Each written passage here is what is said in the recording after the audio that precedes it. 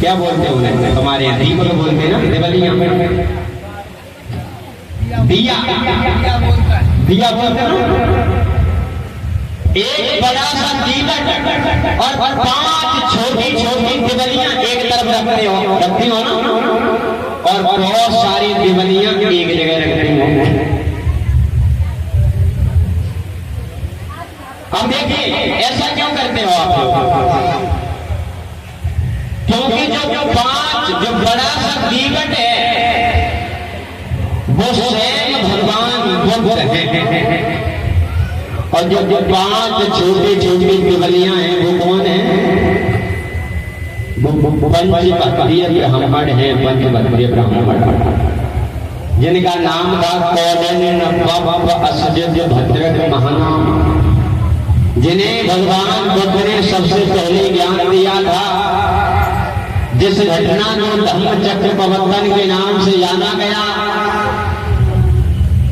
जो आज तिरंगे के अंदर धम्म चक्र छपा हुआ है, ये वही धम्म चक्र है।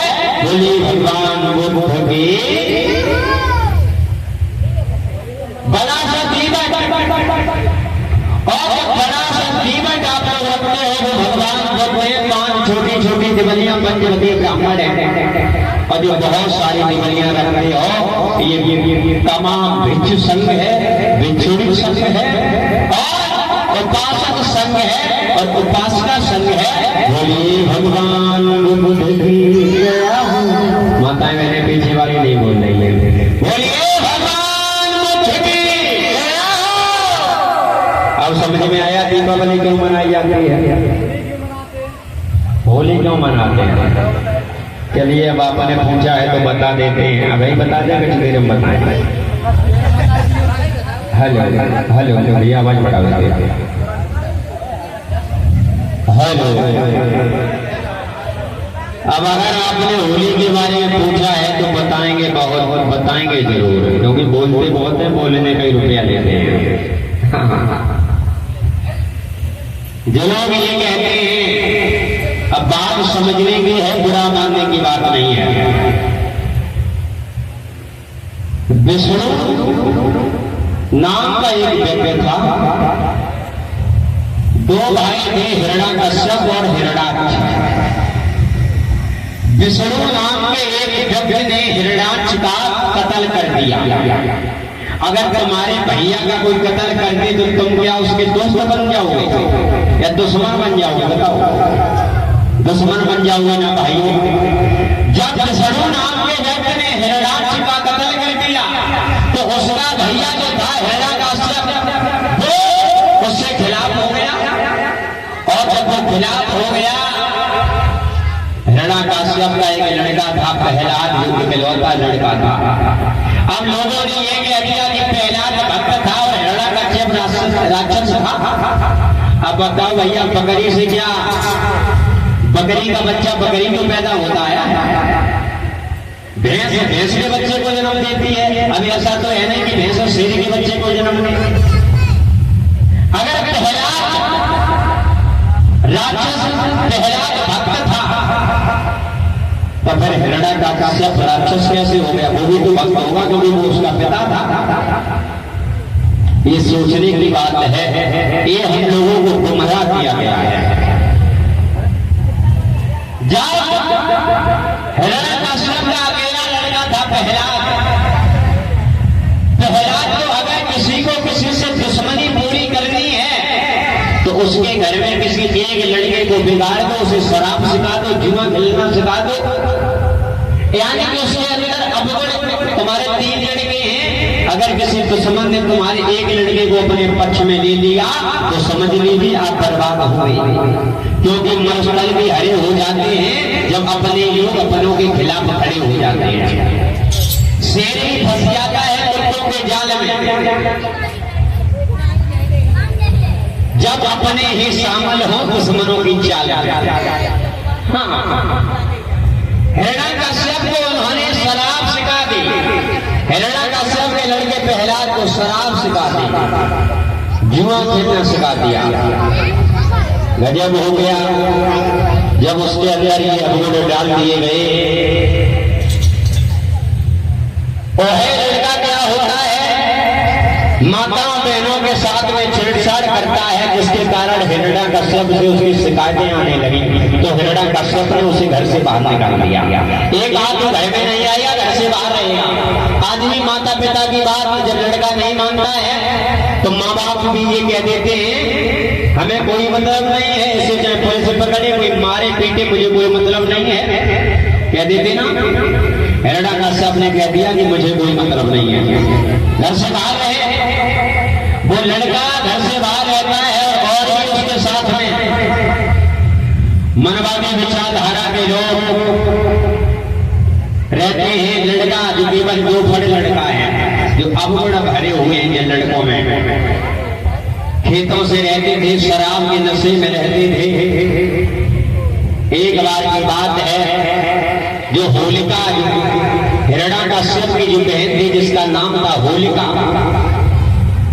होलिका जो थी, बुआ को भतीजे से बड़ा प्रेम होता है, बुआ भतीजे। हाँ, होलिका ने ये सोचा कि हमारा भतीजा जो है घर से बाहर है, भूखा है, भैया ने निकाल दिया इसे, ले आओ मुझे रोटी दिया। तो बेचारी रात में भाई रोटी देने गई तो पका, तब प्रहलाद और उसके शरीर के साथियों ने उसे पकड़ के उसके साथ में बलात्कार किया, उसे मारा पीटा और बलात्कार करने के बाद उसकी हत्या कर दी और उसे सबूत छुपाने के लिए उसे जला दिया गया। उसे जब जलाया गया, बहनाओं, जैसी जली आदमी, जब हम लोग होली जलाते हैं तो जैसे खर बन जाए जैसे डाल देते हैं, डालते हैं ना, जैसा मिला उसे जलाया कि जले कि नहीं जले। हिरण्यकश्यप को जब पता चला तो उन सभी अपराधियों को पकड़वा करके उसने, करता भी तो क्या करता, क्योंकि उसमें उसका लड़का भी सम्मिलित था, उसने उन लोगों को चांद उसकी गंजी करा करके, जूता चप्पलों की माला डलवा करके पूरे गांव में घुमाया। आज भी आपने देखा जब होली मनाई जाती है उसके ऊपर लिखाया अबीर। ये अबीर है, ये पीर नहीं है, ये तो कायर है, कायर। आज भी जब होली खेली जाती है तब हम लोग कहते हैं कि हम तो अबीर लगा रहे हैं, कहते हैं ना कि अबीर क्या है, रंग क्यों नहीं कह देते हो, उसे अबीर क्यों कहते हो, और केवल होली के टाइम में क्यों कहते हो अबीर। हिरण्यकश्यप ने कहा कि ये अबीर है, ये कायर है, ये पीर नहीं है, पूरे गांव में घुमाया। आज भी जब आप होली मनाते हो तब अगले दिन एक जोकर से बनता है, गांव में घूमता है, वो फप्पा बीच में और बाकी सब पूरे गांव के लड़का पीछे पीछे, और जब वो निकलता है तो कोई गोबर मारता है, कोई कीचड़ फेंकता है। होता नहीं ऐसा, होता है होली के टाइम पे गोबर और कीचड़ नहीं फेंकते एक दूसरे के ऊपर, तुम्हारे यहाँ नहीं फेंका जाता है, हमारे यहाँ होली के टाइम पे एक भी लड़का ऐसा नहीं बचता है इसके 1 या 2 जोड़ी कपड़े नहीं फाड़ दिए जाते हो। गोबर फेंकते हैं उसके ऊपर, कीचड़ फेंकते हैं, थाली में जो मिल जाए, हो रही है भैया जैसे जाए पकड़ो भाई, उठाई बोरी में रखते हैं ना। ये क्या है, ये वही तो परंपरा है। और आदमी क्या कहते हैं, बुरा न मानो होली है।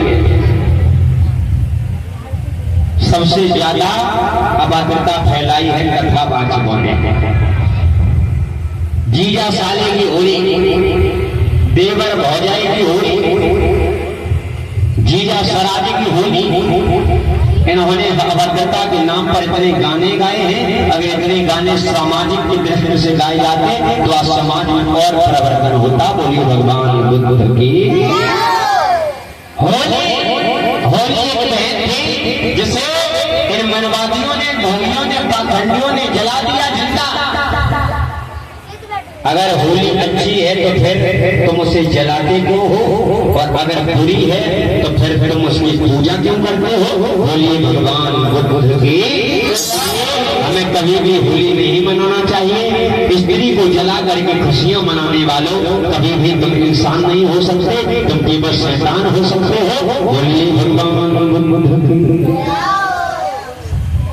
आइए, यहाँ बात चल रही थी